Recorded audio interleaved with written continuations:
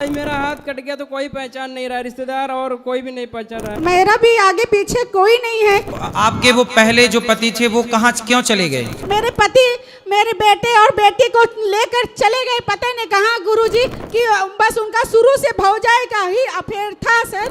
सबसे ज़्यादा घर तभी बिगड़ता है या तो पति का किसी पत्नी के साथ चक्कर हो या पत्नी का किसी और के पति के साथ चक्कर हो, जो कि ये बहन बताती है कि मेरे पति का मेरी भाभी से अफेयर था, इसकी वजह से मेरा पूरा घर परिवार ख़राब हो गया। मगर ज़िंदगी में इतने दुख के बावजूद भी ये बहन झुकी नहीं है। चलिए पहले वीडियो देखते हैं, उसके बाद सब कुछ समझ में आ जाएगा कि ये क्या कहना चाहती है। गुरुजी आज मेरा हाथ कट गया तो कोई पहचान नहीं रहा, रिश्तेदार और कोई भी नहीं पहचान रहा है। पर्दा क्या हो गया आपका? ये विकलांग हो गया, हाथ कट गया मशीन में। गुरुजी काम कर रहे थे तो अब कोई आपको क्यों नहीं पहचान रहा है? पहचानने से इनकार कर रहा है, कोई मान सम्मान नहीं देता है। तो आपका शादी होगी, विवाह? हाँ, हमारी पत्नी इधर ही है। पत्नी अच्छी है? हाँ, पत्नी ने तो साथ नहीं छोड़ा। कुछ बोल रही है, बताया ना चाहते कुछ। आपके पत्नी ने तो आपका साथ नहीं छोड़ा? नहीं, हमारी पत्नी साथ देती है। और आपके माता पिता? माता पिता साथ नहीं देते। क्यों क्यों नहीं देते माँ बाप साथ? मेरी पत्नी जी। राधे राधे गुरुजी जी। ये कहते हैं कि मेरे माता पिता नहीं साथ देते। मैं तो ये नहीं कहती हूँ कि माता जी पिताजी साथ नहीं देते। अगर आज साथ नहीं देते तो उनके साथ नहीं होते, क्योंकि यह हर एक छोटी छोटी बात उनसे बताते हैं, शेयर करते हैं। तो कैसे इनके साथ नहीं हैं इनकी माता पिताजी? सही है, साथ हैं, सही है। आप साथ हैं, ये सबसे अच्छी बात है। पति का साथ जगत छोड़ दे, पर पत्नी साथ है तो सब साथ है। मैं तो ये कहती हूँ माता पिता इनके साथ हैं। मगर आज मैं एक बात कहना चाहती हूँ, मगर कहना चाहिए नहीं कहना चाहिए, मगर साथ जरूर हैं, साथ होकर भी साथ नहीं है, ये मैं कहूँगी आपसे। मैं खुलकर पूरी बात नहीं शेयर कर सकती हूँ। ठीक है, कोई बात नहीं, वो साथ दें ना दें अच्छा है, पर आप अपने पति का साथ देते रहिए और पति के काम में हाथ बटाइए और मन लगा के सुखी रहिए, दोनों को मिला के। माँ बाप का तो देखो साथ, संसार स्वार्थी ही है।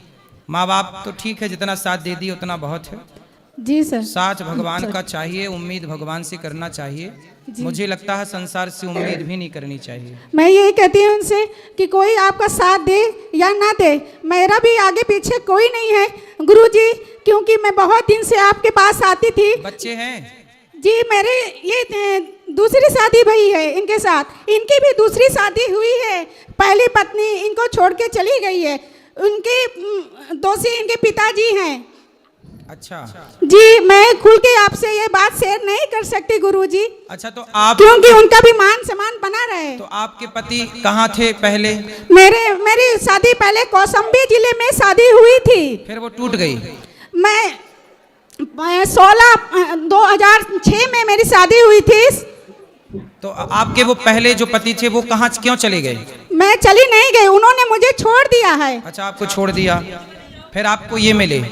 जी गुरुजी, मेरी शादी हुई थी 2006 में, और मेरी एक बेटी है और एक बेटा है। मेरी 13 साल की बेटी है। मैं 6 महीने के फीस जमा की, 9 में उसको नाम लिखवाया, और नाम लिखवाने के बाद गुरुजी, और जूडो कराटा भी मैं उसको सिखाई। मैं पढ़ी लिखी नहीं हूँ, मगर अपनी बेटी को पढ़ाई और उसको सब कुछ शिक्षा दी, कंप्यूटर कोर्स सिखाया। कहाँ है अब बेटी, कहाँ है? वो मेरे पति के पास है। मेरे पति मेरे बेटे और बेटी को लेकर चले गए, पता नहीं कहाँ गुरुजी। मैं अपने वहाँ पर रहती थी घर के अंदर, तो मैं ताला लगाकर। तो कब चले गए, किस सन में? ये कोरोना के बाद, 20 में, 2020-21 में? समझ लीजिए 2023 के बाद मुझे छोड़ दिया उन्होंने। तो आपने अपने बच्चों से बात नहीं की? नहीं गुरुजी, मैं कम से कम 10 चक्कर लगाई हूँ, मगर मुझे अंदर नहीं ले रहे हैं। बच्चों से नहीं मिलने दिया? बच्चों से भी नहीं मिलने देते और ना ही दरवाजा खोलते हैं। तो उन्होंने दूसरा ब्याह कर लिया क्या? मुझे नहीं मालूम, उन्होंने अपने भौजाई के साथ संबंध बना रखा है, ये सत्य है गुरुजी। क्योंकि मैं जब से वहाँ जाती हूँ तो बस यही कि बस उनका शुरू से भौजाई का ही अफेयर था सर।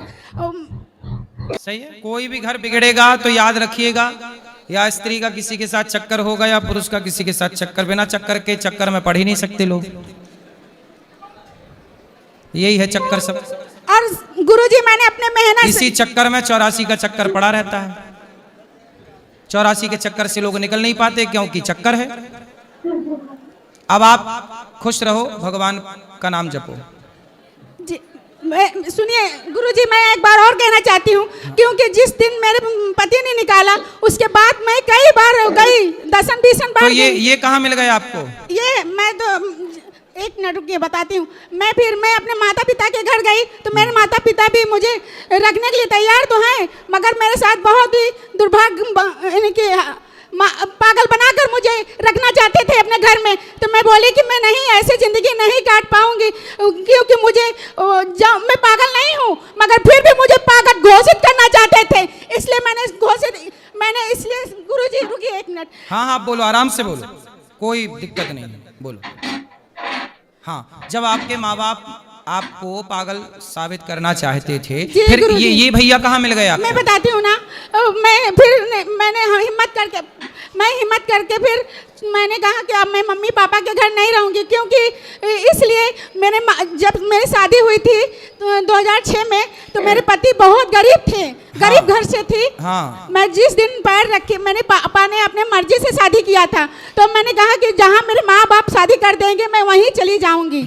तो गुरुजी जब मैं वहाँ उस घर में पैर रखी तो ये कसम खाई कि ईमानदारी से मैं चलूंगी इस घर में, चाहे जैसे मेरे पति रखेंगे मैं उस हाल में रहूंगी। तो आपको अच्छे से रखे चले भी गए। ये वाले कहाँ मिले?